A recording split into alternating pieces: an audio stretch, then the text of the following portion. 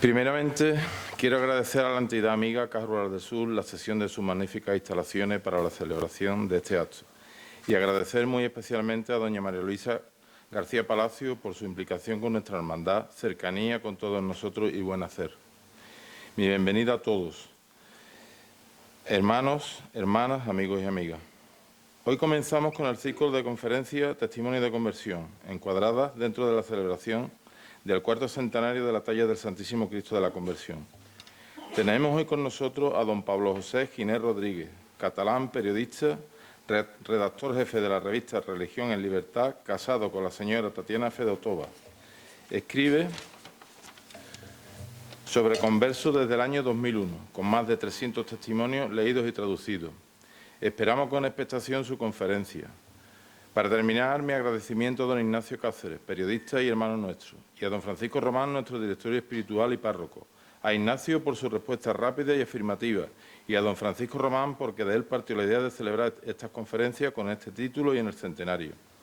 Recuerdo las palabras que me dirigía un hermano hace unos meses cuando denominábamos al año del cuarto centenario Año de la Conversión. El nuestro es uno de los misterios más nombrados y recordados por el Papa Francisco. Me decía, y esto es lo que los hermanos de Montserrat tenemos que recordar constantemente a la gente. Gracias, Alberto. Buenas noches. Buenas noches a todos. Muchas gracias por acompañarnos en esta tarde-noche aquí, en estos testimonios de conversión que iniciamos hoy, que tendrán una segunda jornada el viernes de la semana que viene. Muchas gracias a Pablo Ginés por acompañarnos y también a Tatiana. Antes de, bueno, ya lo ha presentado Antonio perfectamente, periodista, redactor en su momento de La Razón, ahora de Religión y Libertad, testimonio de más de 300 conversos, personas que básicamente, Pablo, no creían en nada y empezaron a creer en Cristo, tenían otra religión y se convirtieron. ¿Cómo es ese caso específico? Bueno, muchas gracias por la invitación. ¿Qué tal se oye? Sí, vamos a ver. Sí. Ahora muy bien, muchas gracias. Bueno, muchas gracias a la Hermandad de Montserrat. Yo soy bastante monserratino porque mi parroquia de toda la vida antes de casarme era la de la Virgen de Montserrat en Barcelona, en la avenida Virgen de Montserrat. Y tenemos allí una moreneta, tenemos una imitación del camarín de la Virgen, nos cantamos el Virolai el Día de la Virgen, etcétera, etcétera. Entonces te tiene que hacer mano. ¿Cómo? Te tiene que hacer mano ahora cuando terminemos. Pues yo pienso que si viviera en Sevilla, yo soy poco de apuntarme a cosas, pero Ajá. soy mucho de apuntar a mis hijos. A mis hijos los apunto a muchas cosas. Y a ellos les diría, hombre, yo creo que siendo catalanes tenéis que apuntaros a... aunque también tenemos bastantes devociones a otras advocaciones por distintas cosas, ¿no? Bueno, el tema de los conversos. En Religión y Libertad pues ya llevamos 11, 12 años funcionando y desde el principio hemos querido siempre contar historias positivas. Y historias negativas hay muchísimas, hasta agobiar, y dijimos, no podemos contar más de 2 historias negativas por número, porque se agobia la gente, se deprime, y vamos a contar cosas edificantes, cosas positivas y cosas negativas, un par por número, pero no más, ¿eh? Y entre las cosas edificantes y positivas, las historias de conversos son edificantes, porque te hacen pensar en tu fe, cómo Dios sale al encuentro de la gente, cómo Dios a veces les sorprende, cómo otras veces es la gente la que está buscando a Dios de alguna manera y termina encontrándolo. Y entonces, al principio poníamos historias que eran como muy impresionantes, pero luego vimos que había historias que sin ser tan impresionantes sí que eran edificantes, porque te hacen repensar en tu propia relación con Dios y en los pasos que puedes dar. Entonces, yo creo que hay como 6 tipos de conversos, básicamente. Y entonces, cuando encuentro alguno, intento clasificarlo. No siempre encajan del todo, y hay algunos que son de varias categorías a la vez. Pero, por lo general, con 6 categorías los cubres todos. Los voy a decir rápidamente para que nos hagamos una idea. La primera es el converso obligado, que últimamente hay pocos, pero en la Edad Media había muchos. En Rusia, en el 988, ¿no? San Vladimir dice, todo el mundo en Kiev se bautiza, y ya está, toda la Rusia ahora es cristiana. Hay otra escena graciosa por esa misma época, creo que es, no sé si era San Olaf, que todavía no era santo, solo era un pirata que se acababa de hacer cristiano. Y entonces pasa por las Islas Orcadas y dice, ¿quién es el señor de estas islas? Bueno, pues soy yo. Pues os vais a bautizar todos y os vais a hacer cristianos, o de lo contrario voy a arrasar a fuego y sangre las islas. Entonces se bautizan todos y, bueno, pues siguen siendo cristianos, más o menos. O sea, el método, yo no digo que sea malo. Bueno, y las Orcadas luego dieron un santo pacifista, por cierto, que es San Magnus de las Orcadas, que celebraban, creo que los 900 o 800 años hace poco, que era un señor que no quería pelear, no quería montar una guerra civil con sus parientes y prefería entregarse y decir, me entregaré yo y me iré a Tierra Santa. No, no, no puedes irte a Tierra Santa. Bueno, pues me haréis prisionero. Tampoco puedes hacerte prisionero. Bueno, pues me matáis. Pero lo que no quiero es que os matéis entre vosotros. Quiero decir que incluso una conversión hacia lo bruto de aquí se bautiza a todo el mundo porque lo digo yo, puede conseguir que la segunda generación la gente sea sincera y devota. Yo hace no mucho leía, por ejemplo, en los testamentos de la, digamos, segunda generación de cristianos en Perú, el Perú de los incas. O sea, tu madre era una princesa inca y tú ahora eras pues una señora. Normalmente los españoles mantenían la nobleza de los incas y los aztecas y otros pueblos a la nobleza les mantenían los grados, pero incluso la gente más sencilla, cuando hacían testamento, lo hacían con libertad. No es eso de coja el formulario 4 y firme usted y ya está prefabricado. No, no. Venía el escribano y tomaba nota de lo que la señora iba diciendo. Y la señora, con toda libertad, dice lo que quiere. Y tú te lees esos testamentos y aprendes mucho de la fe de la segunda generación de cristianos de Perú, por ejemplo. Y es gente devota que de verdad cree en la Virgen, que de verdad cree en los ángeles, en los santos, que de verdad cree que necesita ayuda para pasar por el purgatorio, que de verdad cree que Dios les va a acoger, que tiene que hacer ofrendas, que le pide a su hijo que se reconcilie con su otro hermano, que se pide a sus parientes que crean en el Señor y dejen la mala vida. Es gente sincera que habla de lo que pasa por su corazón, ¿no? Ese tipo de conversos que estás comentando son obligados.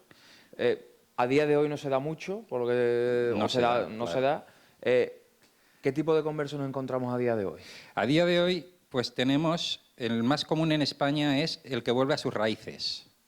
Es la persona que tuvo algo de fe cuando era niño, que la dejó normalmente en la adolescencia, que le van pasando cosas quizá no especialmente asombrosas, pero cosas importantes en la vida, como que se mueren tus padres, se muere algún ser querido, vas envejeciendo, te vuelves a plantear las cosas serias de la vida, a los 40, a los 50, a los 60 años, y te das cuenta de que la fe que tenían tus padres, la fe que tenían tus abuelos, que te parecía una tontería o ni siquiera te fijaste cuando tenías 15 años, 20 años, pues tiene sentido, eso tiene sentido para la vida. Y entonces, Juan Manuel de Prada, por ejemplo, yo no lo planteo como un converso intelectual, porque no es un gran proceso intelectual, sino que simplemente llega un momento que dice, tiene sentido la propuesta cristiana, si me paro y me la pienso un poco y me enlaza con mis raíces. Valentí Puig, el escritor mallorquín, que escribió La fe de mis padres y primero empieza a pensar, pues esto tiene sentido, luego se pone a leer a Benedicto XVI, ve que aquello es algo razonable y que ayuda a navegar por la vida y que suena a verdad, ¿no?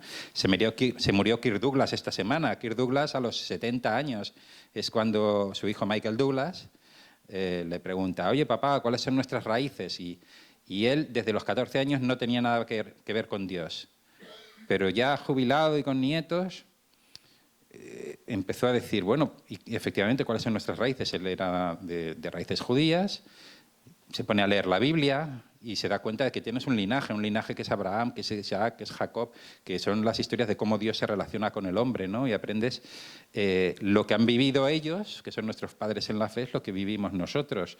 Entonces, enlazas con eso y Kirk Douglas Le pasa a Michael Douglas y ahora a Cameron Douglas, no sé si habéis visto la foto que están los tres ahí en la sala o sea, en el Paseo de las Estrellas en Los Ángeles. Les ha transmitido la fe bíblica en este caso, ¿no? ¿El caso de Gary Cooper es similar al de Kirk Douglas? No, el caso de Gary Cooper es distinto porque es el tipo de conversión más común que se da hoy en día, que es la conversión por matrimonio, que no es exactamente lo mismo que la conversión por buen ejemplo. La conversión por buen ejemplo es la que se supone que los cristianos tenemos que dar buenos ejemplos y entonces la gente nos dirá, mira cómo se quieren, ¿no? Como dice, mirarles cómo se aman y así les reconocían que eran cristianos. Pero la verdad es que la gente vive muy distraída, está viendo 20 teleseries a la vez, está todo el día con el móvil, tiene que trabajar, y a lo mejor la señora del piso de al lado es una santa santísima y tú ni te has dado cuenta y además no lo reconocerías ni aunque chocaras con ella por el pasillo porque estás distraído en otras cosas. Entonces, la conversión por buen ejemplo se da sobre todo, pues mira, la mitad de los misioneros de España probablemente se decidieron entregar a Dios por el buen ejemplo de algún misionero que pasó por su casa. Y dijeron, yo quiero ser como este, porque este es valiente, este es generoso, este es bueno. O un buen maestro, ¿no? He tenido un buen maestro, tuve un maestro que tenía fe, creía en Dios de verdad, servía al Señor, yo también puedo hacerlo, me inspira, voy a seguirle.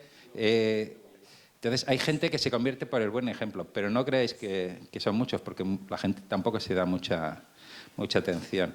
La conversión por matrimonio, muchas veces tu cónyuge tiene fe, pero no es ejemplar, ¿vale? Tu cónyuge tiene fe, pero no es ejemplar. Y entonces has decidido que si te casas con alguien que es cristiano, vas a vivir como un cristiano. Hasta ahora a lo mejor eras un juerguista, pero te casas con una buena chica cristiana y dices, bueno, voy a sentar cabeza, ella me dice que es importante que vaya a misa, pues entonces me voy a confesar, me voy a casar por la iglesia, empezaremos a ir a misa. Pero claro, hay un síndrome curioso que es el de que Dios no es tu padre, sino que Dios es tu suegro. Esto lo va a contar Tatiana. Sí, porque eso es lo que yo ¿verdad le quería preguntar a Tatiana. Sí, o con ese micro, lo mismo. Cuéntanos lo de que Dios es tu padre y no es tu suegro. Porque, claro, ella es conversa por matrimonio. Sí, porque cuando yo conocí a Pablo, él era... Bueno, a Tatiana le hicieron unas operaciones que le reconstruyeron la boca, pero luego fue al logopeda y ahora habla a la mar de bien. No, estupendamente. Además, estudió español, sabe más español que nosotros. Estudió de profesora de Tatiana español. es rusa, en traductora, Moscú. y ahora después os pregunto cómo os conocisteis y demás, pero para saber un poco el nexo y cómo te despierta la atención el cristianismo, ¿no? Y lo del suegro, venga. Vale, entonces, cuando nos conocimos con Pablo, yo no era cristiana ni nada. Nunca estuve bautizada, nunca conocí la tradición ortodoxa rusa, porque venía de la familia comunista y atea. La abuela que normalmente transmite la fe, en mi caso era una propagandista liberada del Partido Comunista. Y cuando yo le preguntaba, abuela, ¿qué es Dios? Y yo me decía, ¿qué Dios? No existe, se acabó el tema, y ya está. Y bueno, y entonces cuando conocí a Pablo, él me planteó que para que lo nuestro como pareja siguiera, que yo me bautizara, sea ortodoxa o católica. Y a mí siempre me gustaba la cultura, literatura, historia de la Europa occidental. Ábreme, por favor. Y yo dije, católica, me encantaría. Y hice un curso de preparación al bautismo, me bauticé, pero todo lo que era ir a la iglesia, comulgar, rezar, todo, cualquier actividad o, no sé, acción, acto católico, me parecía muy forzado para mí. Entraba forzado, sí. Yo entraba en la parroquia pensando que soy el último mono, que todo el mundo me miran con todo su pedigrí católico de generación en generación, y yo aquí no pinto nada, sobre todo cuando tenía que ir sola a misa sin Pablo. Eso era horrible.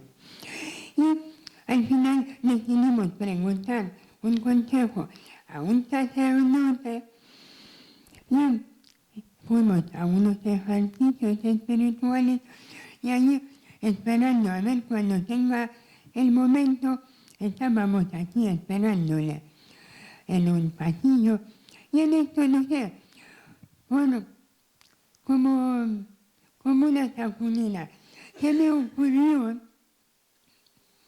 que primero, ninguno de los católicos que me parecían con pedigrí de generación en generación, no venían de generaciones, porque los católicos, los cristianos, no se reproducen como seres humanos normales por vía sexual, sino por bautismo.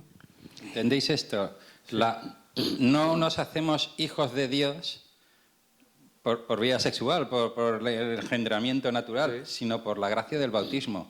Y da lo mismo ser un católico de 80 generaciones de católicos que estar recién bautizado, porque al final somos todos hijos adoptivos. Hijos adoptivos. Hijo natural es solo Jesucristo. Sí. El resto somos, a mí me gusta decir que somos como una panda de pandilleros huérfanos tirados por la calle, y entonces viene Dios, más concretamente viene Jesucristo, que desde fuera parece otro pandillero como nosotros, otro chaval de la calle que va vestido como nosotros y que tiene nuestro aspecto, y nos toma de la mano y dice: no, es que yo soy el hijo del rey y te voy a llevar conmigo al palacio donde está mi padre el rey, y todos vosotros vais a ser mis hermanos y vamos a ser todos una gran familia, y todos vosotros vais a ser hijos adoptivos del rey. ¿Te lo crees y vienes conmigo al palacio con mi padre, o te quedas aquí en la calle? No, que yo aquí en la calle con mi pandilla estoy muy bien, a veces robo una cartera, otras veces me tomo una cerveza. ¿Queremos estar con el hijo del rey y ser hijos adoptivos de Dios, o queremos estar en la calle?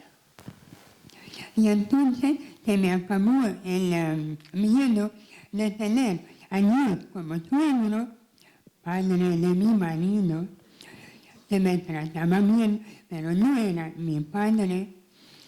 Y entendí que para él también era padre adoptivo, y para mí también es padre adoptivo. Y por eso no hay ninguna diferencia cualitativa entre uno recién convertido, bautizado de adulto, o un niño bautizado al nacimiento. Pero si te fijas, esto es la tragedia o el drama o la aventura, si queremos verlo en positivo, que tenemos todos los padres con nuestros hijos. Queremos transmitir a nuestros hijos que Dios es su Padre. Y nuestros hijos, hay la tendencia de que piensen: bueno, Dios es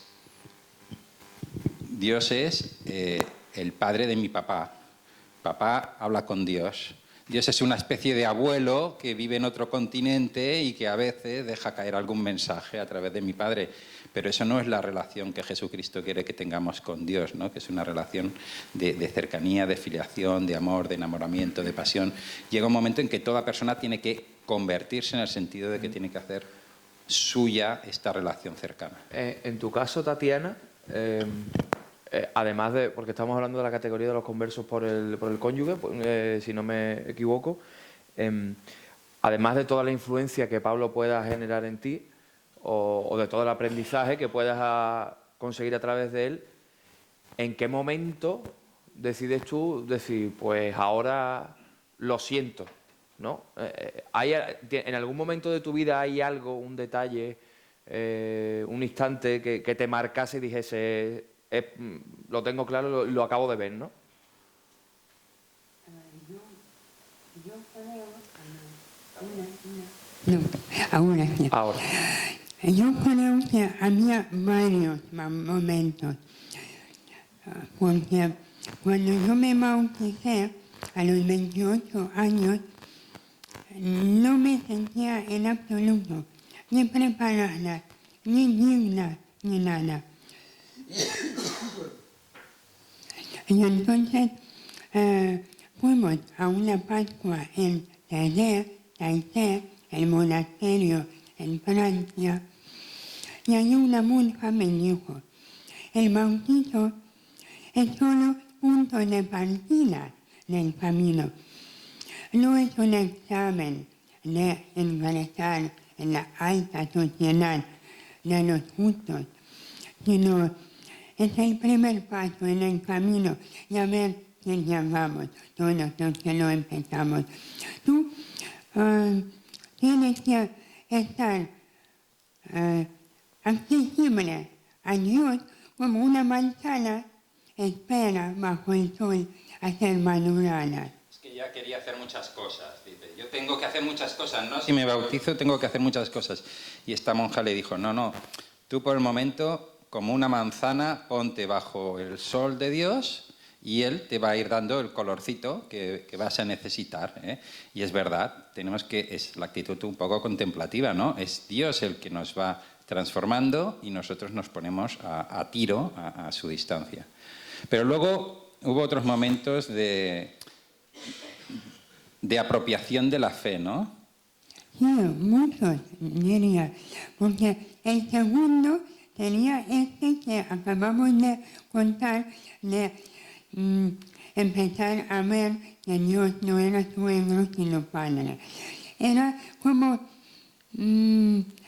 verbalizar la ruta del camino a partir de cual caían todas las limitaciones psicológicas. A partir de entonces yo ya no temblaba entrando en la iglesia, no quería esconderme detrás de otro. Fue un momento de sanación porque se rompen un montón de traumas y de bloqueos psicológicos que hay en la vida de la gente, ¿no? Y luego hay el momento que tuviste una experiencia mística.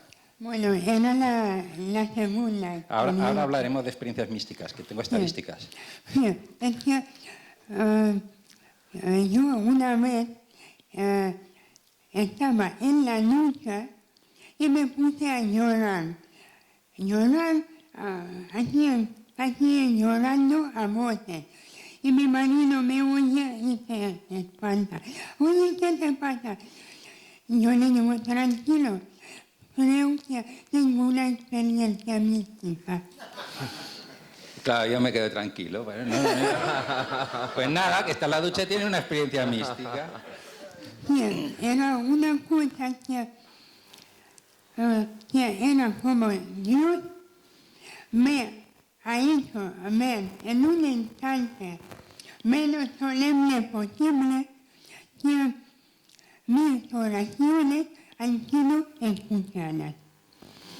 Porque en una ocasión, hace un tiempo atrás, yo estaba muy preocupada por mi padre, que estaba muy enfermo, y estaba por él, por su curación. Pero en un momento he sentido que Dios estaba al lado y en vez de aprovechar, diciendo, Señor, ya que estás al lado, y yo siento que tú me escuchas, sal a mi Padre. En este momento yo dije, Señor, ya que estás a mi lado, sálame a mí. Y yo no estaba enferma, pero yo después, unos cuantos años, me agobiaba por, en el momento más preciso de tener a Dios cerca, pero no por mi padre, sino por mí. Porque mi padre murió de esta enfermedad y yo me quedé. Pero Pasaron varios años, yo también tuve la misma enfermedad de la que murió mi padre, pero me curé. Me curaron los médicos, porque lo cogieron a tiempo. Pero tuvieron que pasar varios años para que yo me di cuenta. Decía, a lo mejor en aquel momento el Señor, que ya tenía todo eso, presente, futuro, pasado, como una sola eternidad, me dijo, tonta, viene por ti. Y yo, sin saberlo, lo hice. Pero me di cuenta del fruto recibido solo pasando un par de años en la lucha. Vamos tomando conciencia de las cosas que nos hace Dios a medida que vamos conociendo el estilo de Dios, ¿no? Pablo, ¿hay algún caso de, bueno, ahora vamos a empezar a nombrar a algunos de los más, de personas conocidas y famosas que son conversas con las que tú has podido, bueno, trasladar la historia en el libro, pero antes de ir a eso, ¿hay algún caso de conversos que hayan dado un paso adelante hacia la religión y después un paso atrás? Sí, ¿sabes? Mira, lo voy a enlazar con el tema de las experiencias místicas. A veces Dios despierta a la gente muy fuerte con una experiencia mística, les saca de la mundanidad y de sus distracciones mundanas, y la gente con la experiencia mística se da cuenta de que Dios está ahí, que Dios te despierta, que Dios te ama, que Dios te toca, que Dios te cambia. Pero eso no quiere decir, eso es como el enamoramiento, ¿no? Tienes un momento de enamoramiento, conoces a la chica, lo ves todo rosa, todo es maravilloso, haces tonterías de enamorado, le cantas canciones debajo del balcón, le mandas poemas y estas cosas. Bueno, yo conozco un señor que sigue haciéndolo muchos años después, pero vamos, la mayoría normalmente con el tiempo, aunque amemos a nuestra esposa, ya no hacemos esas cosas adolescentes, ¿no? O creativas. Pero lo malo es cuando, a pesar de que hayas tenido esta experiencia, efectivamente te tires para atrás y digas, pues no. Y por lo general es por alguna experiencia bastante tonta, como enfadarte con la iglesia, por ejemplo. Por ejemplo, Peret, el de la rumba catalana, ¿vale? Peret, el de la rumba, tuvo una experiencia mística yendo en coche y entendió en ese momento, Dios le dio a entender que Dios le ama, que Dios es fuerte, que Dios es poderoso, que si tienes el don de la música debes utilizarlo para servir al Señor. Y como él era pues así de un entorno pues medio gitano, pentecostal, etcétera, pues entró en el mundo evangélico, ¿no? Y se dedicó a usar la música pues también para, tenía digamos sus discos de rumba mundana y luego sus discos de evangelización y se hizo predicador. Pero llega un momento que se enfadó con la iglesia, en este caso con la iglesia evangélica. Y curiosamente se enfadó con... No sé todos los detalles, pero me parece que era un poquito tiquismiquis. O en cualquier caso que lo que le enfadó no era para tanto. Quiero decir, con lo que hemos visto en escándalos de la Iglesia en las últimas décadas, y la gente mantiene la fe porque la fe es en el Señor, en Dios y en su amor que actúa a través de los hombres buenos, mediocres y malos, ¿no? Pues Peret creo que se enfadó porque conoció a Nicky Cruz, que era uno de los protagonistas de la historia de la cruz y el puñal. Bueno, podéis ver la película, podéis leer el libro, que es muy edificante, la verdad. Pues Nicky Cruz era un pandillero puertorriqueño que se convierte con el reverendo David Wilkerson a través de dones carismáticos muy potentes y entonces Nicky Cruz deja las pandillas y se va a predicar el Evangelio, ¿no? Pues entonces se ve que Peret conoció a Nicky Cruz y cobraba mucho. Y quería estar en un buen hotel y quería que le trataran a cuerpo de rey y cobraba una cosa y entonces eso escandalizó a Peret y entonces decidió dejar de servir a Dios con la predicación. Y a mí no me parece argumento suficiente que conocer a una persona que quizá no vive con austeridad, bueno, y eso que tiene que ver con que tú sirvas al Señor, ¿no? Pero fíjate que el detonante fue la experiencia mística. Las experiencias místicas son mucho más frecuentes de lo que la gente piensa y se están estudiando, y se estudian pues como se estudian tantas otras cosas en sociología, con estadísticas y preguntando a la gente. Hay un libro clásico del 87, que se llama Mysticism Goes Mainstream, el misticismo se hace corriente, digamos, que escribió un cura que se llamaba Andrew Greeley, que era una especie de padre Loring, pero a la americana. Los que conocéis al padre Loring os hacéis la idea, un tío simpático, que predica bien, que sabe de cultura, que sabe un poco de ciencia, que es agradable. Bueno, pues este Greeley, que ya digo, tenía mucha gente que le seguía, porque era un gran divulgador y un gran comunicador, pues hizo un estudio de gente que tenía experiencias místicas, estadístico, porque además era sociólogo. Y entonces descubrió que el 43% de las personas habían tenido algún tipo de experiencia mística. Del total, no de los creyentes, del total de lo que pillabas por la calle. Pero cuando hablamos de experiencias místicas, estamos diciendo que se nos Hay que aparece definirlo. Dios, Vale, la vamos a Virgen, definirlo. hablamos con ellos, ¿cómo se define eso? La pregunta es, ¿alguna vez ha sentido usted que estuviera muy cerca de una poderosa fuerza espiritual que parecía sacarle a usted de sí mismo? Una poderosa fuerza espiritual, que no eres tú, pero que está muy cerca, y que de alguna manera te está sacando de ti mismo. Como ves, es una pregunta muy amplia, que puede valer lo mismo para un budista que para un hinduista, que para un agnóstico que siente que algo le pasa, pero esto es lo que un 43% de personas dicen que... Hay una escala que se llama la escala M de mística, esto lo hizo un señor de la Universidad de Chattanooga, que ahora no me acuerdo, Ralph Hood. Ralph Hood hizo la escala mística con sus 8 grados. El primer grado es, qué bien estoy aquí en la naturaleza, todo está bien, hay sabiduría, hay belleza aquí, y de alguna forma formo parte de ello, el mundo está bien hecho, y aquí hay algo. Ese es el grado mínimo.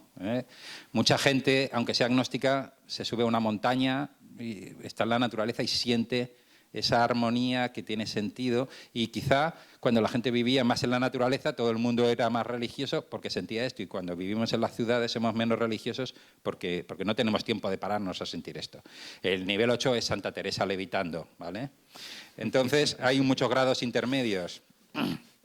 Entonces puede pillarte por sorpresa, como a Peret cuando conducía, o como a Carmen Laforet, la autora de Nada, que tuvo una experiencia mística que le transformó de golpe, o como a Joy Gresham, la que luego sería la mujer de C.S. Lewis, el de Crónicas de Narnia. Si habéis visto Tierras de Penumbra, la película de Tierras de Penumbra, ahí ella ya está medio convertida, pero como era escritora, lo bueno de las experiencias místicas de los escritores es que intentan explicarlas y las escriben, pero es muy difícil porque una definición de experiencia mística es que es inefable, difícil de decir con palabras.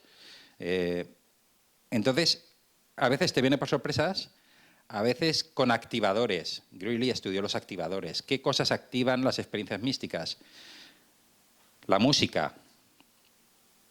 Estaba escuchando música o estaba tocando música y entendí las palabras de la Biblia, entendí que Dios está cerca, entendí que Dios me ama, con esa canción entendí que Dios me estaba transformando, que Dios está ahí. La oración, por eso la Iglesia siempre pide, ponte en oración. Era en el momento que yo estaba en oración, que estaba más aburrido, menos aburrido, no sé qué, rezando, y entonces Dios me tocó. La naturaleza, ya lo hemos visto, por eso la Iglesia siempre ha trabajado el tema de los scouts, llevar a los chavales a la naturaleza. Cuando Baden-Powell crea en Inglaterra a los scouts hace 100 y pico años, sabe que hay que sacar a los chicos de las ciudades grises y negras y feas industriales y llevarlas a la naturaleza, porque la naturaleza habla a Dios. Con el silencio, con la belleza, con la grandeza de las montañas. Cuando vivimos encerrados entre 4 paredes, nos parece que tenemos un gran control humano de las cosas. Cuando vas a la naturaleza y ves lo grande que es la montaña, que es el mar, la gente de mar también es más espiritual, ¿no? El mar se parece mucho a Dios. Ves algo de él, pero no lo ves todo. Lo ves por arriba, pero sabes que por debajo hay mucho más. La gente habla del mar con amor, pero también con un cierto temor. Igual que sucede con Dios, ¿no? Dicen en Crónicas de Narnia que el león Aslan no es un león domesticado. Dios es tu padre, pero no es un abuelito chocho ni es un muñeco que puedas manejar. Dios no es manejable, Él te va a dar vida, igual que el mar te va a dar vida. Él es misterioso, por mucho que viva siempre con Él. La comparación entre el mar y Dios ayuda mucho a entender algo que da vida y es hermoso, pero es misterioso y hay que tratar con cuidado. Y otra cosa es estar en silencio, por ejemplo, la Iglesia que pide siempre el silencio después de la comunión, los momentos de silencio. Conseguir que en algún sitio de la parroquia haya silencio. Si la gente está hablando en el atrio, pues que no se oiga en la capillita al menos. El lugar donde hay silencio, ahí es donde Dios también puede hablar, y la estadística dice que la gente tiene experiencias místicas en esos momentos de silencio. Y el lugar sagrado, que un lugar sea sagrado, que no es un lugar cualquiera, no es lo mismo. Por ejemplo, este no es un lugar sagrado, estamos hablando del Señor, es edificante, espero que a la gente le sirva, es bueno lo que estamos haciendo, pero el lugar en sí no es sagrado. La capilla donde acabamos de estar sí que es un lugar sagrado, donde el Señor puede tocarte, no con argumentos, sino místicamente, ¿no? Y bueno, yo añadiría el arte, y bueno, pues toda la tradición española del arte a través de la imagen, que estamos celebrando 400 años de una imagen que ha tocado muchos corazones de generación en generación. ¿Por qué? Porque el hombre siente en lo visual, en lo táctil. ¿Te acuerdas, Tatiana, que conocimos allí en Moscú una chica que había sido ortodoxa pero se había hecho católica? Y decía: yo me he hecho católica para comulgar en la mano. Habrá gente que esto le guste y gente que no le gustará, pero ella lo hizo así. Y dice, porque para mí, porque los ortodoxos, si habéis ido alguna vez a una misa ortodoxa, veis que lo que hacen es echar las miguitas del pan en el vino y luego con una cucharita te lo vierten en la boca. Es un poco complicado de hacer, O sea, tienes que acercarte y entonces te lo vierten en la boca, que además no puedes tocar la cucharita, y hay un pañuelo para asegurarse que no caiga nada. Todo con mucha reverencia, pero muy incómodo. Y frío un poco, ¿no? Bueno, yo no sé si es frío, porque puede ser muy espiritual, y la gente de rito oriental le hace mucho bien. Pero la sensación es que viene a mí, pero no toco nada. Y en cambio esta chica me decía: para mí es asombroso poder tener a Dios en mi mano durante un segundo. Y yo, que soy tan indigna, recibir su poder tan físico. Y digo, creo que eso es muy católico, me dijo ella. Porque los ortodoxos son visuales. Los iconos, con su luz, incluso los ropajes, tanto dorado, ¿no? Los protestantes son auditivos, grandes predicaciones. Como no tienen sacramentos, dependen de predicar la palabra, que resuene la palabra, y buena música, desde Bach hasta música carismática moderna, ¿vale? O himnos clásicos. Pero entra por el oído. Y el católico quiere tocar. El católico tiene esculturas en 3 dimensiones que se pueden tocar. Y el ejemplo más grande, pues, es el barroco español, ¿no? También las portadas de los edificios y las reliquias que tú tocas y que se desgastan de tanto tocar. Vete a ver cómo está el Pilar de Zaragoza, de tanto besarlo, que está erosionado completamente, ¿no? Y ella veía eso. Aunque no es tan exacto, porque como nos explicaba el párroco ortodoxo de Moscú, incluso en la versión oriental ortodoxa, pues también hay esculturas, lo que no tantas, también evidentemente hay buena música litúrgica potente. Bueno, todas estas cosas, a través del arte, también ha abierto el corazón de mucha gente. Dentro de tu libro, Conversos Buscadores de Dios, 12 historias de fe de los siglos XX y XXI, bueno, aquí hay personajes como Gary Cooper, Abrikosova, Yamamoto, Kalashnikov, el propio León Felipe. De todos estos nombres, que me dejo mucho en el tintero, de todos los casos que tú has podido estudiar y ver en profundidad, ¿cuál te parece el caso más curioso y singular de todos? Sé que es difícil destacar uno, pero un par de ellos a lo mejor. En el libro hay son una docena de personajes. Todos son del siglo XX y XXI, o sea, es nuestra época, es la época de la gasolina, la época de la bomba atómica, la época de la electricidad.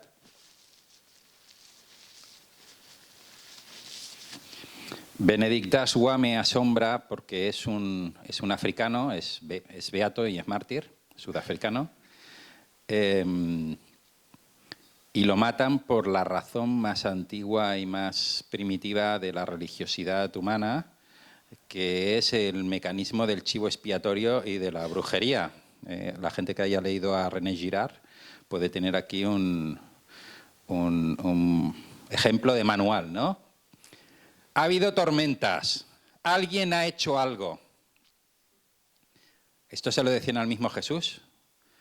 ¿Recordáis cuando a Jesús le dicen: se murieron unos samaritanos porque les cayó una torre encima?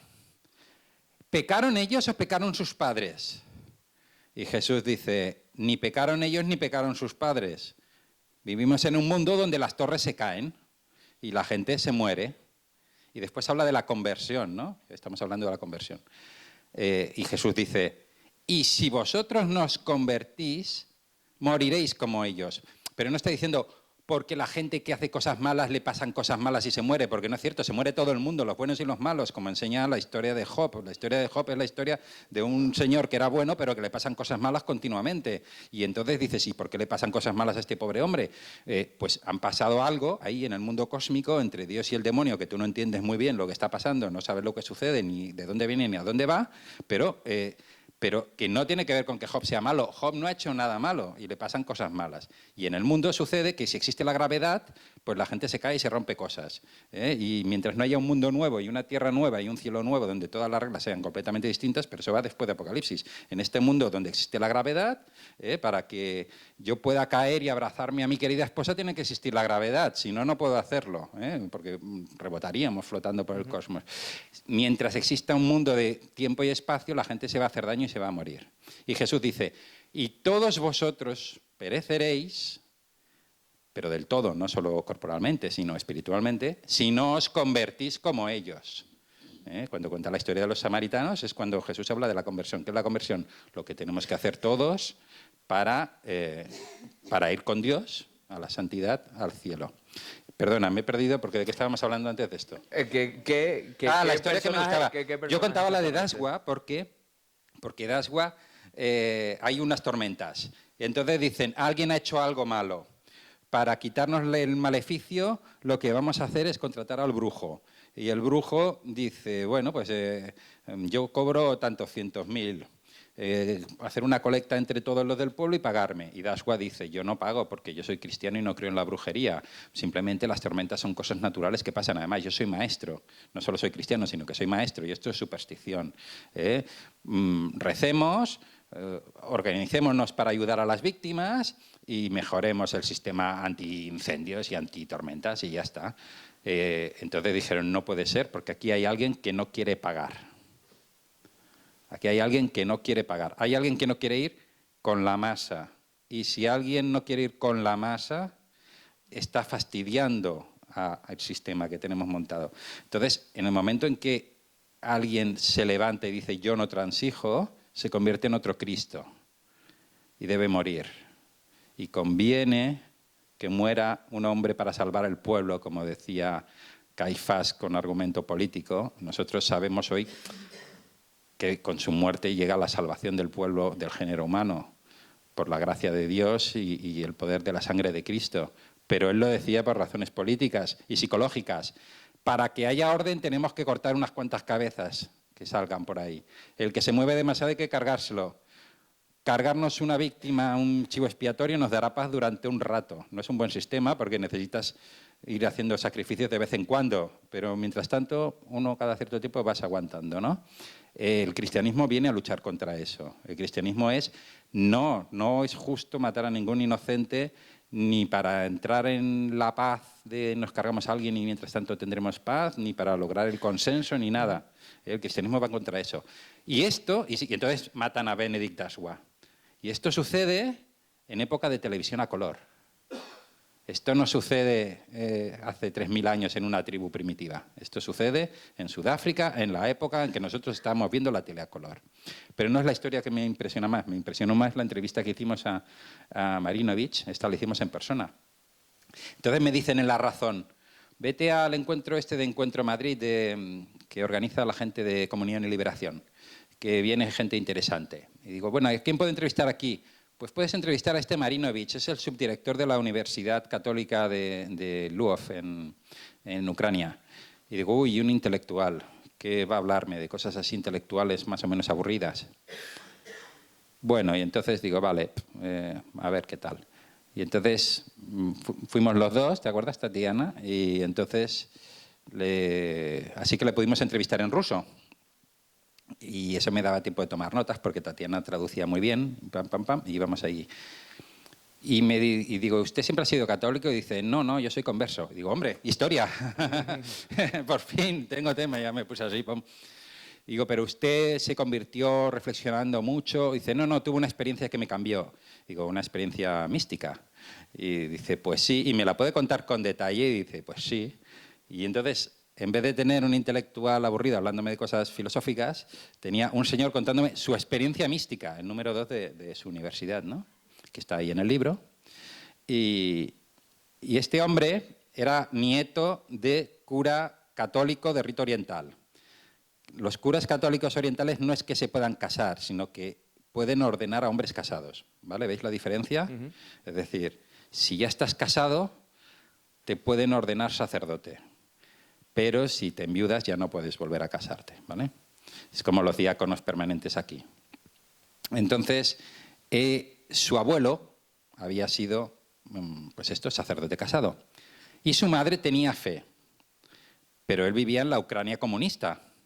Y él no recibió ninguna fe, ni le interesaban los temas de fe, y pasaba de los temas de fe. Y al principio había sido más o menos comunista e idealista. Hay que estar con los pobres, hay que ser todos iguales en dignidad y tal. Y como era tan idealista y tan exigente, veía que aquello no funcionaba, porque nadie estaba con los pobres, todo el mundo era correcto, todo era mentira y todo era una gran hipocresía y una gran falsedad. Y hacían falta sistemas de control, los sistemas de control de una sociedad democrática que no tenía la Unión Soviética, claro. Y entonces entró en la disidencia democrática. Total, que firmó, creo que era uno de los firmantes de las actas de Helsinki, que eso servía para tener a los intelectuales protegidos, pero estaban listados ese problema, entonces les pillaban y vamos, que lo encerraron. Lo metieron en la cárcel de la KGB de Kiev. Y estaba ahí en la cárcel cuando tuvo una experiencia mística. Y estuvo 3 días. Le contaron, los demás le dijeron, durante 3 días te hemos visto que ibas, venías, incluso te afeitabas, comías, pero no hablabas con nadie. Estabas como en otro mundo, como oído. Dice, ¿3 días? Y él sentía que habían pasado unos minutos y que durante unos minutos entendía que Dios es amor, que existe el bien, que existe el mal, que Dios está cerca, que todo tiene sentido, que las cosas mundanas no valen nada, que lo único que vale es Dios. Todo esto sin ninguna catequesis ni nada. O sea, le vino así y Dios le fue bombardeando con esto, ¿no? Y al terminar dijo, quiero una Biblia, quiero una Biblia, quiero leer. Total, que le estaban allí medio torturando, presionando. Mire, usted lo que quiera, yo estoy aquí muy contento con mi Biblia, mándenme al Gulag, mándenme a la cárcel. Y luego tuvo otra experiencia, creo que en Karagandá o en algún sitio de Kazajstán, que lo mandaron a un campo de trabajo. Y te acuerdas que estaba, a medida que hablaba, ¿verdad? Que se iba emocionando, ¿no? Marinovich se iba emocionando. Y recordaba su tiempo, con mucha ilusión, su tiempo en el campo de concentración. Y decía, qué fácil era, qué fácil era ser santo en el campo de concentración. Amabas a tus enemigos, que era el carcelero y el otro carcelero. Y bueno, es verdad que te costaba conseguir una Biblia, pero bueno, hacías una huelga de hambre y al final te traían alguna Biblia. Y querías a todo el mundo y no tenías nada para comer, pero las 2 migas las compartías con el compañero. Qué fácil era ser santo en el campo de concentración y cuánto cuesta ahora ser santo en la universidad con dinero y con libertad y con todo lo demás, ¿no?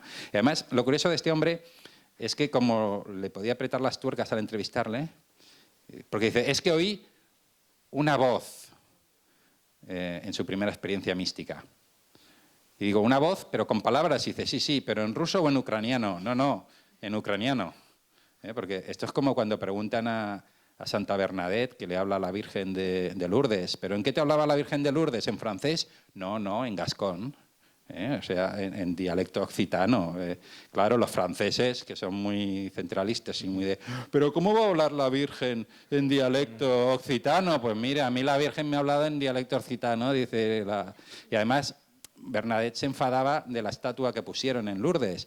Dice, esta es una señora grande... Y la Virgen que yo vi era como una chavalita pequeñita, adolescente, como pues de 13, 14 años, como yo. Pero claro, los franceses eso no les entraba en la cabeza, porque además venían con la mentalidad de las apariciones de la Salette, que era una señora grande y no sé qué, y lo que decía Bernadette no les cuadraba. Pero sí, Dios habla en ucraniano a los ucranianos y en gascón a las chicas del Pirineo. Vamos llegando al tramo final. Me gustaría que alguien del público participara si tiene alguna inquietud, alguna pregunta. Miembros de la Junta de Gobierno también pueden preguntar, no hay ningún problema. Hermanos, venga, bajo yo el micro mismo, no hay problema. Se escucha bien. Sí. Diana dijo que no tiene ningún testimonio de fe anterior, ¿no? Pero ella, siendo ucraniana, allí hay un cristianismo ortodoxo en la capital, ¿no? Ni siquiera tuvo un indicio de cristianismo, no catolicismo evidentemente, pero algo de cristianismo. Bueno, Tatiana es rusa de cerca de Moscú, ¿vale? Pero va a hablar la experiencia que tuvo de fe con su tía cuando era niña. A ver, resulta que en la Unión Soviética estaba terminantemente prohibido hacer catequesis y hacer entrar en la iglesia a uno que no fuera tu propio hijo. O sea, no puedes hacer nada en las iglesias con menores, a menos que esté su padre delante. Sí. Ni el abuelo, ni el tío, ni el cura, ni el catequista. Por cierto, que esto ahora se está aplicando en China, ¿vale? Las nuevas reglas chinas dicen lo mismo en varias de las regiones de China y ya se está aplicando. Eso quiere decir que no puedes montar catequesis de niños, porque ¿qué vas a hacer? ¿Decir que vengan todos los padres, cada padre con su hijo? Pues por eso, cuando ocasionalmente se encontraba alguna iglesia abierta, por ejemplo, un museo con una iglesia que no se destruyó por su belleza artística, y allí se conservaba el culto, si entraba un menor solo, con otro menor, da igual, enseguida podía alguien verlo, denunciar la parroquia por proselitismo de menores y cerrar esa parroquia. Por eso, si un parroquiano veía un menor entrar en la parroquia, lo echaba casi a patadas. Pensad que había muy pocas parroquias en realidad abiertas, muy pocas, y cada una tenía su espía. El espía no necesariamente era un señor de la KGB a sueldo completo, podía ser una abuelita diciendo, si no quieren que le pase algo a su nieto, señora, páseme usted un informe de quién viene cada día, quién entra, sobre todo si no son viejecitas. Infórmeme usted de cualquiera que se acerque aquí que no sea una viejecita, porque si no a su nieto le van a pasar cosas. Claro, con eso es muy fácil tener 20 parroquias que hay abiertas en todo el país, tienes tus informes y tienes todo controlado. Y efectivamente, ella una vez se asomó por la puerta de una iglesia y le miraron todos con, esta nos la mandan para cerrarnos la iglesia. Y yo, viendo que la gente me miraba como a una apestada, salí y nunca quise entrar. Yo era niña. Pero una vez yo tenía 9 años, yo estuve en el pueblo de mi padre y una tía abuela mía, que era una señora muy sencilla del pueblo, que toda su vida trabajó en una granja de vacas, toda la vida ordeñando vacas, y yo estaba en su casa durmiendo sobre el horno. Y una vez me despierta. Esto la gente de España, lo de dormir sobre el horno, no lo Sí, entendemos. sí. Cuéntanos eso de dormir sobre el horno. El horno en Rusia es el centro de la casa que sirve para preparar la comida Encima hay camas para acostarse, dormir, calentito. Calentito. Allí también hay varias caminales para secar los zapatos, secar los productos. Debajo hay un enorme agujero para calentar el agua, para lavar a las personas. Esta es la casa tradicional de pueblo rusa, ¿no? Construida alrededor del horno y de donde se duerme encima del horno, Bien. Y efectivamente. entonces los niños normalmente duermen encima del horno, como en un altillo. En este altillo puedes asomarse como en el segundo piso y ver lo que pasa abajo, el salón, la cocina. Y yo dormía por la noche y oía. Empezó. Me asomo y veo que hay una luz, como una lamparita roja, y esa lamparilla roja ilumina muy poquito un rincón, y ahí está mi tía abuela de rodillas, dando con el frente en el suelo. Se rezaba así, con golpes en la cabeza, en el suelo. Y yo me asombré mucho, porque yo jamás en la vida vi nada parecido. No dije nada porque pensaba, a lo mejor me iba a engañar, pero al día siguiente yo le pregunto, tía, tía, y ella dice, ¿qué estaba rezando? Y digo, ¿qué? Es decir cosas a Dios, pedirle algo, pedirle ayuda. Y yo digo, ¿y por qué te lavas con la cabeza? Es que a Dios le gusta que le recen de esta forma. Así Él te escucha, te ayuda. Si tú le pides, Él te ayuda.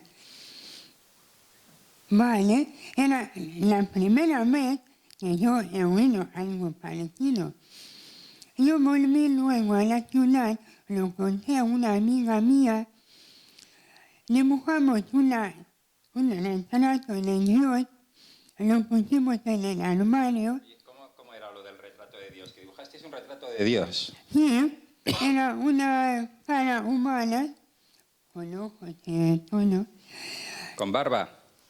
No me acuerdo, pero parece que no. Porque el icono de la abuela era la Virgen, sin barba. Y entonces tenía el limbo y ya está, la cara como el busto y el limbo. Y empezamos a dar con la cabeza en el suelo diciendo, Señor Dios, danos buenas notas. Buena nota. Y hicimos esto hasta que vino el hermano mayor de la otra chica, nos dijo que éramos dos tontas y ya se nos pasaron las ganas. Era mi única. No sé si avisaron a tu familia, experiencia. no sé si No. alguien avisó a tu familia, No, porque nada. menos mal que no se enteraron los profes. ¿Alguien tiene alguna pregunta más? Por allí, por el fondo. Pablo, yo quería que ampliara el tema de la conversión, porque ha hablado el converso obligado, el converso como raíces, el converso por conveniencia y el converso de buen ejemplo. No sé si tienen más. Sí, vamos a repasar, hay 7. Los obligados, el que vuelve a sus raíces, el de la experiencia mística, hemos puesto ahí el caso de Peret, el de Marinovich, que hemos contado, el del buen ejemplo, el del matrimonio, y el que queda es el racional o buscador. Es la persona que va buscando algo. Claro, si va buscando y se va a un retiro y en un retiro tiene una experiencia mística, es un converso místico. Si va buscando y encuentra el magnífico ejemplo de un gran misionero, de un gran sacerdote, de una gran religiosa y dice yo voy a imitar a estas personas, pues es por buen ejemplo. Pero luego hay un porcentaje de gente que son las personas muy racionales, muy filosóficas, que estudian, se hacen preguntas, buscan los argumentos y llegan a la conclusión de que Dios tiene que existir y que Dios, tal como lo presenta la Iglesia, en este caso, pues es muy razonable. Yo diría que hay como unas fases, ¿no? Hay gente que parte de un ateísmo militante. Dios no existe y no puede existir y además es una tontería y además oprime al pueblo y tal. Quien viene de tan lejos... bueno, yo publico cada semana, hay alguna conversión de estas que puedo encontrar y publicar, pero efectivamente es muy difícil llegar de tan lejos a la fe. A veces pasas por muchos pasos intermedios. Luego está el que viene de ser ateo agnóstico sin interés. Yo no creo que exista Dios y además no me preguntes porque el tema no me interesa, quedan hoy en la tele, pam, ¿vale? Luego está el de algo hay, llámale X. Esto es lo más común en España. Yo creo que algo hay, llámale X. Oye, ¿por qué no le llamas Dios? No, Dios no, X. Ah, vale. Porque Dios molesta mucho. En cambio, la X está ahí y con eso voy tirando. Entre estos hay los que han sentido algo, porque alguien puede haber tenido su experiencia mística de nivel 1 o 2 y entender que algo hay, llámale X, ¿vale? Y los que no han sentido nunca ninguna experiencia mística, pero algún día se han parado a pensar un poco y dicen, hombre, lo de Dios es razonable, existe el mundo, alguien tiene que estar detrás del mundo, eso de que ha salido por casualidad, a mí no me entra mucho en la cabeza, pero bueno, entonces mucha gente está en este... Quieren un Dios que no moleste. Entonces el Dios cristiano, como es incómodo, porque es incómodo, bueno, por eso prefieren X. X no molesta, la tienes ahí en la estantería y cuando quieras lo sacas. Luego hay gente que son los que aceptan servir al Dios cristiano, pero como un señor lejano. Yo ponía el ejemplo de servir a un general, pero puede ser servir a un capitán de bomberos. Si no quieren. Tú imagínate que hay alguien que admiras, porque dirige muy bien las operaciones. Le has oído hablar de él y tienes sus instrucciones, pero nunca has hablado con él. Pues hay gente que se trata con Dios así. Dios es un señor lejano que da buenas instrucciones, del cual me hablan y yo les sirvo. Pero tú nunca te has parado a comer con Dios, a tomarte unas cervecitas con Dios, a hablar con Dios, a enamorarte de Dios, a enfadarte con Dios, a hacer lo que haces con los amigos, o lo que haces con tu padre, que es abrazarte y echarte encima y saltar un poco y que te empuje y pelearte y jugar y amar. Esa es la relación que Dios quiere, relación de intimidad. Y hay mucha gente que sirve a Dios con fidelidad, pero desde lejos, sin la relación de intimidad. Esa gente también necesita conversión, porque tienen que pasar del Dios Señor lejano al Dios de amor cercano, que es el Dios que predica. De hecho, un pagano virtuoso, ¿vale? Un filósofo griego antiguo que entendiera que existe el bien, la verdad aristotélica, la virtud, las virtudes capitales, etcétera, pero no ama a Dios, no se siente confortado con Dios, no se abraza con Dios, no escucha a Dios, no está apasionado por Dios, pues estaría en esta situación. Luego hay los que alguna vez se sintieron cerca de Dios, pero ahora a lo mejor se han enfadado con Él. Es gente que no dice Dios no existe, dice Dios existe, pero no quiero hablar con Él, estoy enfadado porque se murió mi hermano, o se murió mi madre, o se murió mi abuela. Oiga, es que las abuelas tienden a morirse, de hecho todo el mundo tiende a morirse, ¿sabe? No sé si se lo explicaron cuando entraron en el mundo, pero que la gente aquí se muere. Sí, pero a mí me dolió mucho. Entonces, claro, no le puedes decir gran cosa. Entonces pasan 20, 30 años y dice, bueno, yo me enfadé con Dios, pero claro, era absurdo. Muy bien, ha tardado 30 años en darse cuenta. Pero bueno, es verdad, las tragedias personales nos dañan y te bloquean. Es muy importante, pues, bueno, por ejemplo, en muchos grupos de oración, en la Renovación Carismática, por ejemplo, y en otros sitios, en cualquier parroquia, y tu propio párroco te lo puede decir, te puede decir, perdónale a Dios. O sea, teológicamente no tiene sentido que perdones a Dios, pero psicológicamente te va a ir muy bien. O sea, tú dices, mira, Dios, yo te perdono por este gran trauma. Y entonces le cuentas tu trauma. Probablemente cuando se lo cuentes verás que no es para tanto. Y dentro de 20 años verás que no es para tanto. Y luego están los que están convertidos, que son los que aman a Dios, se apasionan, le tratan, son sus amigos, son sus amantes, son sus hijos, le quieren, le abrazan, le cuentan sus cosas... cada uno con su estilo, ¿no? y que siguen necesitando conversión. Todos seguimos necesitando conversión, pero ya estamos en ese camino de estar con Dios. Yo creo que no hay muchas más variantes, es decir, está el buscador racional. Lo que pasa es que el buscador racional puede que se quede en el Dios filosófico, ¿no? Yo he de hacer el bien, evitar el mal, pero a mí que no me piden que me emocione con Dios. También es verdad que hay gente más emocional y hay gente menos emocional. ¿Y el racional qué argumento lógico o racional da para, no sé, para sentirse completado? Es decir, ¿tiene que haber algo y...? Claro, primero tiene que admitir que hay un Dios creador. Entonces, esto no es tan difícil, de hecho, es bastante razonable. Y la mayor parte de la gente, de manera intuitiva, ve que es bastante razonable. Pero si tú eres una persona de ciencias, por ejemplo, ayer publicamos en Religión y Libertad el artículo del padre Manuel Carreira, que en paz descanse, que era un gran divulgador científico y sobre todo de astronomía, sobre el principio antrópico. El principio antrópico es la idea de que es muy curioso cómo está montado el universo, sospechosamente afinado para que aparezca la raza humana, o al menos una raza inteligente.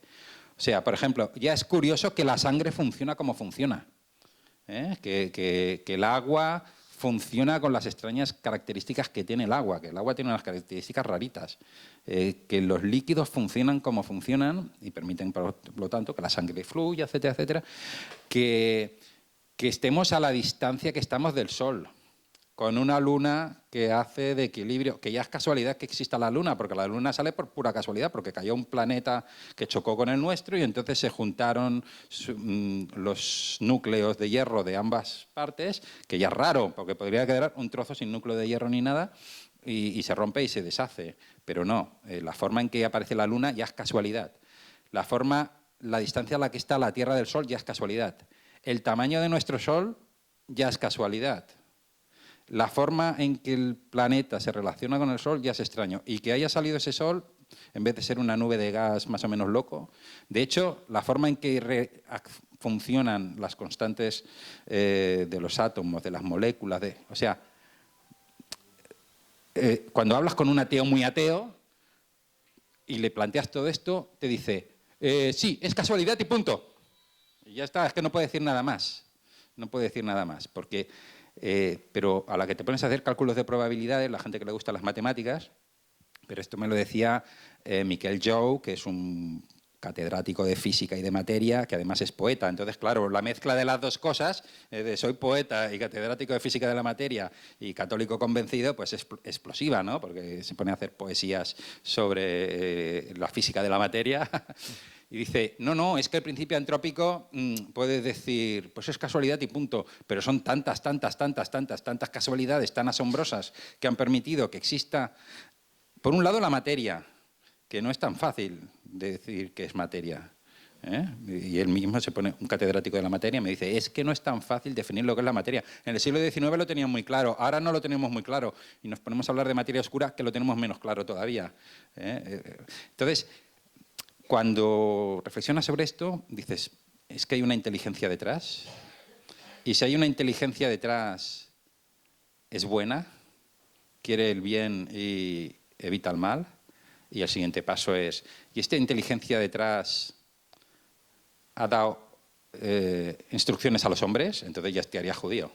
Un Dios creador, bueno, que quiere el bien, no quiere el mal y que da instrucciones a los hombres. Te haces judío. Y la siguiente es, ¿y este Dios es tan cercano que se ha hecho hombre y ha vivido entre nosotros? Entonces ya te haces cristiano, ¿vale? Entonces son las fases, y hay gente que da estos pasos una tras otra pensándoselo. Moody's, por ejemplo, en el libro, era un hombre que estaba ahí filosofando y se hizo todas las fases estas. ¿Hay alguna pregunta más? Hay muchas preguntas. Vale. Me fascina esta historia de la conversión. A mí me recuerda mucho la conversión a la parábola del hijo pródigo, ¿no? Nos parecemos mucho los que somos creyentes de toda la vida al hermano mayor que no se entera del gran regalo que es Cristo.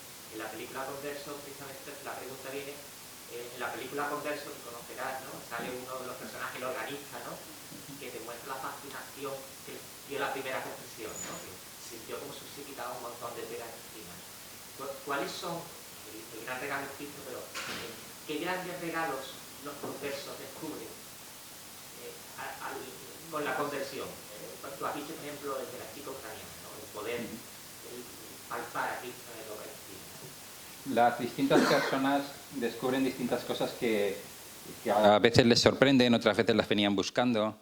La Eucaristía suele sorprender al converso, porque, bueno, y al no converso, porque es así como lo de un Dios creador que quiere el bien y evita el mal, eso, si reflexionas, llegas a eso, la idea de que Dios es verdaderamente presente con su cuerpo, carne, sangre y divinidad en el pan y en el vino, que el sacerdote por el poder del Espíritu transforma, pero no es solo forma, sino que se convierte realmente para nosotros en cuerpo.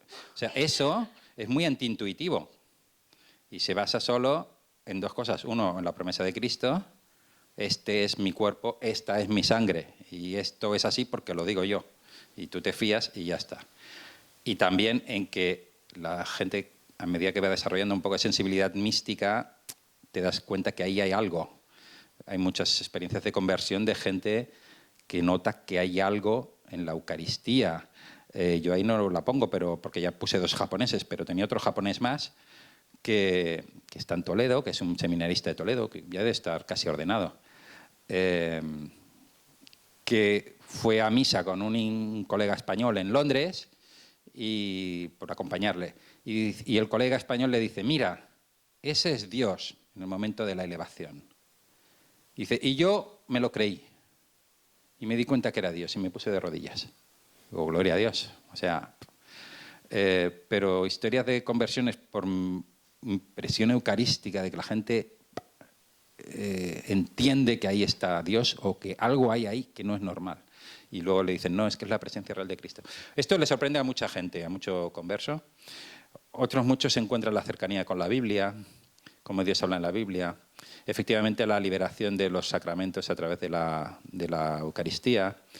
Gente que viene de ambientes muy destrozados, pues le puede gustar la comunidad cristiana, allí donde hay buenas comunidades cristianas. Cada uno según lo que muchas veces encuentra que Dios le rellena aquellos huecos que tenía, aquellos huecos aquellas heridas, aquella sanación. Vamos a hacer la última antes de cerrar el acto, allí al final, ¿no? Soy Francisco Campos, soy director de cine. Creo que Religión y Libertad sacó una noticia cuando en 2016 en el Colibrí. No sé si lo recuerdas tú. No. ¿La película El Colibrí? No. A lo mejor lo hizo un compañero que no era yo y... Bueno, ahora he estrenado Jesucristo Vive y mi conversión vino con una de mis películas, fue El Rocío de Compartir. Ah, esa sí que la he visto. Sí, bueno, pues yo en el año 2011 estaba rodando El Rocío de Compartir, que yo había perdido la fe, yo había hecho mi comunión, mi confirmación, iba a misa los domingos y llegó el momento que, bueno, los viajes y vivir fuera, Barcelona, París, etcétera, me perdí un fe. Y rodando la película empezó a pasarme cosas y fui viendo, creo que empezó ahí la búsqueda y la búsqueda está en la película. Sigo este año estrenado Jesucristo Vive y yo siento la Eucaristía y la oración. Y además, como lo tenías también catalogado, digo, ¿dónde estoy? ¿Qué punto? Tú estás claramente... No te enfades, porque mi mujer dice, es que tú perteneces a esos que lo quieren tener todo clasificado. Y bueno, pues sí, es mi manía, ¿no? Me gusta tener las cosas... Tú estás claramente en el que vuelve a sus raíces. Es decir, tú...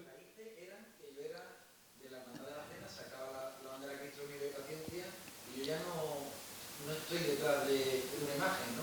Estoy detrás de Santísimo. Es totalmente diferente para mí. Pero tu fe, a partir de la experiencia de la vida de hermandad, de la relación comunitaria, de la tradición andaluza y española, tienes que hacerla propia, igual que tenemos que hacerlo todos, ¿no? Todos llega un momento en que tienes que pasar de lo cultural a lo mío auténtico que me relaciona de verdad con Dios. Cuando estás haciendo este proceso de conversión, yo lo clasifico en la parte el que vuelve a sus raíces y va creciendo. Por ejemplo, vamos a ver, yo soy un hijo de zamorana y de aragonés, ¿vale? Mi mujer es rusa, mis hijos son una mezcla de estas cosas. Yo intento que puedan beber de sus distintas raíces. Y entonces les digo, vosotros nacisteis en la Clínica del Pilar, los tres. La Virgen del Pilar es patrona de nuestra rama aragonesa de la familia, pero la Clínica del Pilar nace por las hermanas de Santa Ana, cuya fundadora era catalana, de Vilafranca del Penedès, heroína de los sitios de Zaragoza, y Joan Bernal, que también era catalán. Hay una serie de conexiones. Alguien decía, hay gente que se convierte, y cuando se convierte, sobre todo en Estados Unidos, dicen, Corcho, las cosas católicas están todas entrelazadas entre ellas. Cuando un protestante se hace católico, dice, está todo entrelazado con las cenizas de las palmas del Domingo de Palma, de Ramos, se hace la cruz de ceniza del miércoles de cenizas, ¿no? Pues es verdad, está todo entrelazado. Y tenemos que ver cómo entrelazarlo culturalmente. Pero aquí un creador, un artista como tú, que haces un trabajo visual y de cine, tienes que poder expresar con imágenes estas cosas, que es dificilísimo, porque las cosas de Dios, como he dicho, son inefables, y más con imágenes, porque Dios es invisible. Entonces, ¿cómo hacer visible al Dios invisible? Esto Tatiana va a decir una cosa.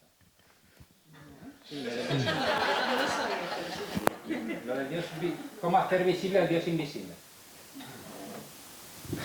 Bueno, no sé, me parece que... Sí, claro. El único Dios visible es Jesucristo. Porque Dios Padre, Creador, no es visible, nadie lo ha visto. Y en la Biblia aparece o como una nube o una columna de fuego, pero Dios visible, cercano, con imagen de Dios, semejanza de Dios, pero también la nuestra, que podemos tocar, ver, oír, relacionarnos uno como nosotros. Es Jesucristo, imagen de Dios Padre. Por eso, por ejemplo, podemos hacer de la imagen, por ejemplo, nadie de nosotros venera imagen, fotografía de nuestros padres. Todos sabemos que este papel representa, recuerda a nuestro Padre, que ha vivido con nosotros, ha dejado mucho de su personalidad en la nuestra, que se ha basado por nuestra familia, pero la foto no es nuestro Padre, pero la utilizamos para verlo, recordarlo, animar nuestro amor, nuestra relación, recuerdo con una persona, pero la foto no es el Padre. Por eso, una imagen religiosa no es ni Dios ni un santo, pero nos sirve como puente. O ventana. O ventana. En Rusia dicen que el icono es como la ventana al cielo, ¿no? Y hay unas normas. Pero el cineasta, el artista, tiene que conseguir abrir esa ventana a lo invisible. Vamos a ir acabando. Antes de terminar, me gustaría que subiese nuestro hermano mayor y Monse, para darle un pequeño obsequio y un detalle que tenemos para Pablo y para Tatiana. Vamos a darle un aplauso, ¿no?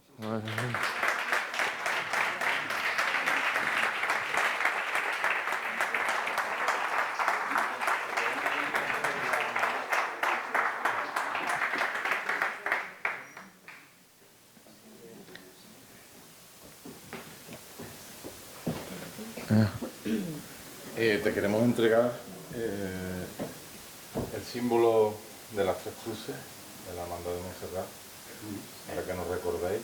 Os agradecemos la bonita conferencia que acabáis de escuchar. Un segundito, se va a solucionar. Bueno, lo que decía, que os queremos entregar el símbolo de nuestra hermandad, las tres cruces. Es la galleta que lleva la cofradía de nuestra hermandad todos los Viernes Santos en las varas, para que lo tengáis presente y cerca y os acordáis de vuestra hermandad de Montserrat en Sevilla. Pues muchas gracias. Yo, como comenté antes, la semana que viene estaré en Montserrat. O sea que le voy a pasar allí saludos a la moreneta de los devotos de Sevilla. Voy a estar 3 días en un encuentro de oración largo, o sea que voy a tener muchos ratos para hablar con ella.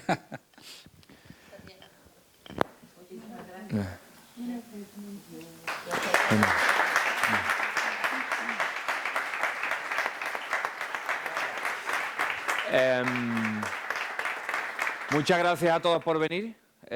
Muchas gracias a la Hermandad de Montserrat, a todos sus hermanos, a Pablo y a Tatiana, por supuesto, por el rato de aprendizaje que hemos tenido. La semana que viene estará aquí el compañero y hermano también de la Hermandad, Diego Geni, con María Martínez, otra conversa, y contará este segundo capítulo de testimonio de conversión de nuestra hermandad, que yo creo que lo estamos cerrando el año, celebrando los 400 años de la hechura de nuestro Cristo de la mejor manera posible. Así que nada, el próximo viernes están invitados aquí a la Caja Rural para asistir. Yo la conocí en persona, es una persona con una fuerza impresionante, tiene un testimonio potente que toca el corazón y va a ser una experiencia muy impresionante, la verdad. Muchas gracias a todos.